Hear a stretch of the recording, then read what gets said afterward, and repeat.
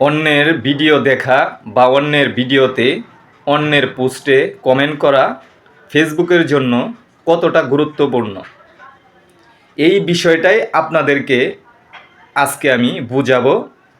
স্ক্রিনে যে ছবিটা দেওয়া আছে আমার, আপনারা একটু খেয়াল করবেন। আমি একজন একটা পোস্টে কমেন্ট করেছিলাম, সেই কমেন্টের রিয়াকশন পড়ছে 940টা, যেটা আমার মূল পোস্টে আমি পোস্ট করার পরে 940টা রিয়েক্ট সচরাচর পড়ে না।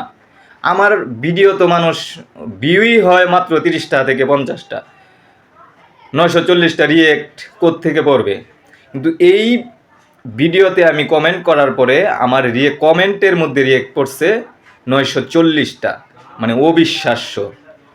আপনারা যারা অন্যের ভিডিও দেখে ধাক্কা মারেন বা ঠেলা মারেন, রিয়েক্ট দেন না, কমেন্ট করেন না, তাদের উদ্দেশ্যে আসলে এই ভিডিওটা। অন্যের ভিডিওতে কমেন্ট, লাইক সব কিছুই করা অত্যন্ত জরুরি এবং গুরুত্বপূর্ণ।